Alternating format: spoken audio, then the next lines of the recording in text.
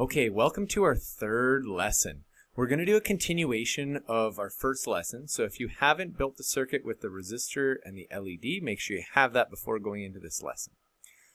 Now, what we're going to do is try looking at a component that is going to control resistance in a way that we can vary it. So we would call this a variable resistor or a potentiometer. So we're going to take this guy right here, this potentiometer, and we're going to bring it out to our circuit just like that. Now it prompts us for a name. It can stay at number 1. And then it prompts us for a resistance value. So right now it defaults to 250 kilo ohms or 250,000 ohms. So we can continue to use that as our resistance value. Now let's take this wire. We're going to get rid of that. And we're going to now connect. So the positive of our battery goes into our resistor. We're going to take that resistor and we're going to connect it to our potentiometer by using a wire. Okay? And you can choose what color of wire you want to use for that. I'm just going to leave mine at green. Then what we're going to do is we're going to connect our LED, so the anode leg, to the middle leg. It's called a wiper of our potentiometer.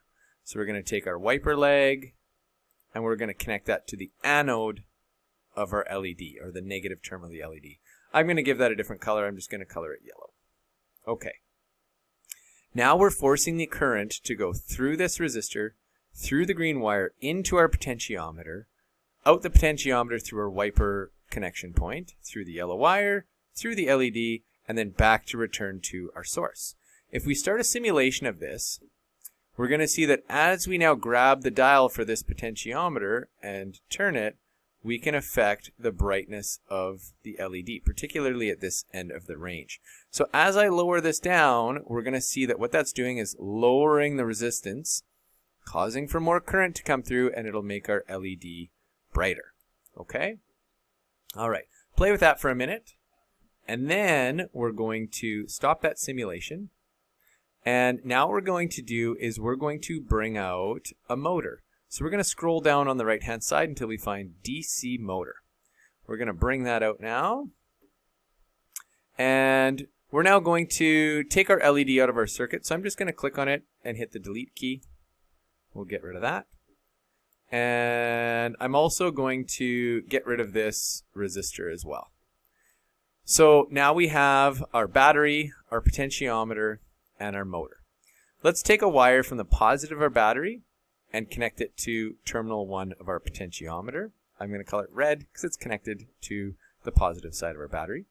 Then we're going to take the wiper blade again out of our potentiometer, and we're going to connect that to the red terminal of our motor. And then finally, we're going to take the black terminal of our motor, and we're going to allow that current after it's flowed through our motor to find a way to get back to our source, to the negative of our battery. And I'm going to color that wire black so that it matches. Okay, now we're going to start our simulation. And we can see our motor spinning, and it actually tells us the speed at which it's spinning. So it's saying 17,432 RPMs. Now, if we go and change this dial, you're going to see that we're slowing down that motor. That tells us we're increasing resistance, which means there's less current going through and the speed goes down. As we decrease resistance to this side, our speed starts going up because there's more current flowing through our circuit.